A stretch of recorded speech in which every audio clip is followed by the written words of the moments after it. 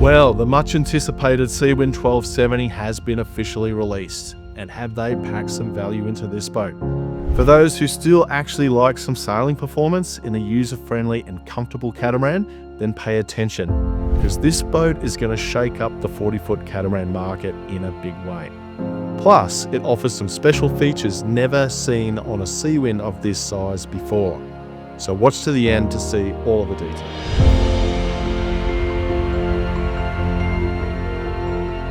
Hi, I'm Brent Vaughan from Multi-Hull Central, a catamaran specialist agency and Seawind dealer based in Australia. We help dozens of customers each year take delivery of their new boats in Australia and overseas. And today we're going to give you a detailed summary of the new model directly from the factory floor.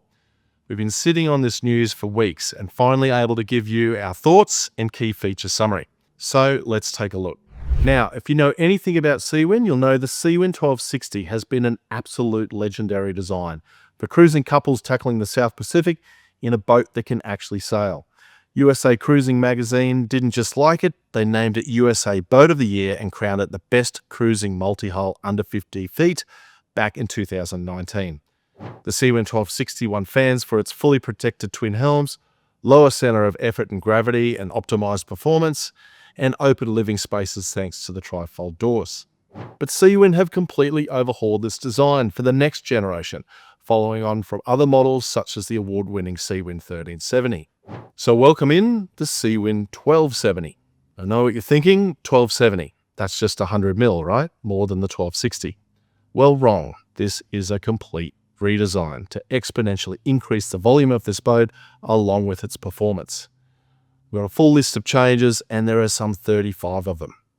So let me give you the most important key feature highlights.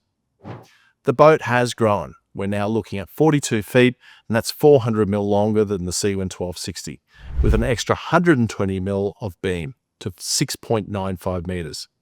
They've added 60 mil per hull of beam, which means increased buoyancy, massive interior volume gains, and better underwing clearance.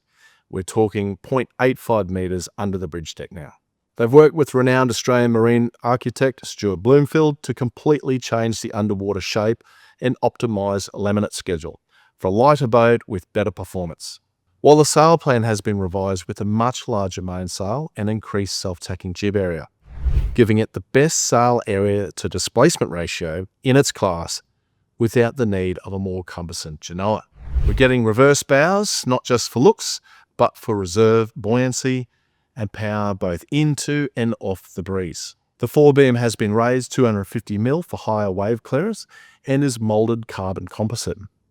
4 safety lifelines at 800 mil high for serious offshore safety and for those with a higher center of gravity. But they've taken this a step further, now with the addition of a carbon reinforced longeron beam that provides a removable stainless bowsprit and permanent location to attach a furling screecher.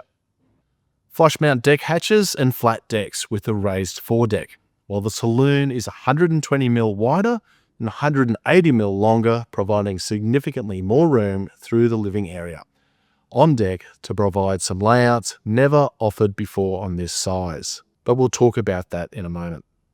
The hull floors are now one level throughout, no more stepping up and down into the cabins. The forward beds have a huge increase in height clearance. Even the aft starboard bed is now larger as a proper size double.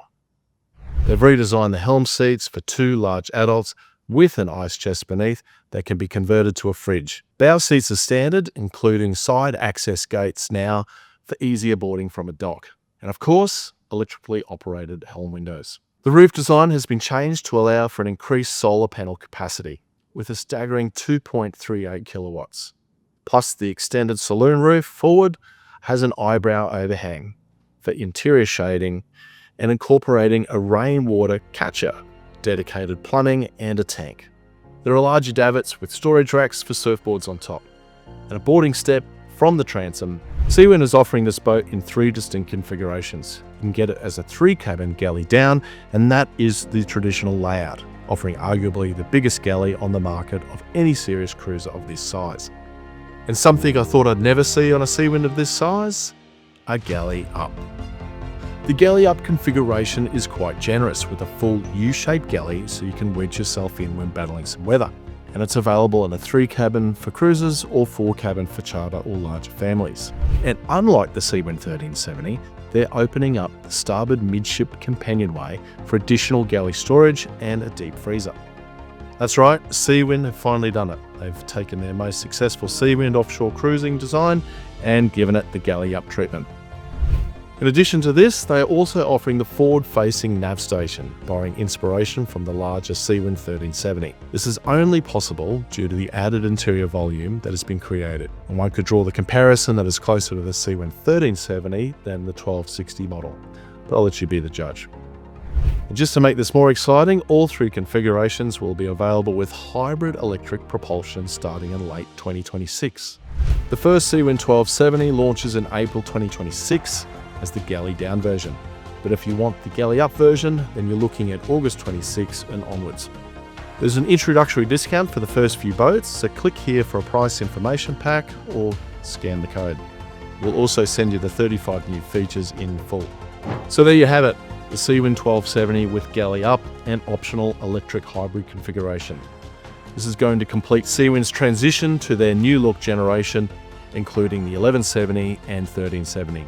Both of which have been Boat of the Year winners, plus the new performance 1160 XL. So what do you think? Do you prefer the galley up or the galley down? The hybrid or the diesel? Let us know in the comments below. We'll be keeping you up to date with progress of the new design and features as the boat progresses, so please subscribe to our channel and newsletter. And in the meantime, watch for our latest boat test videos.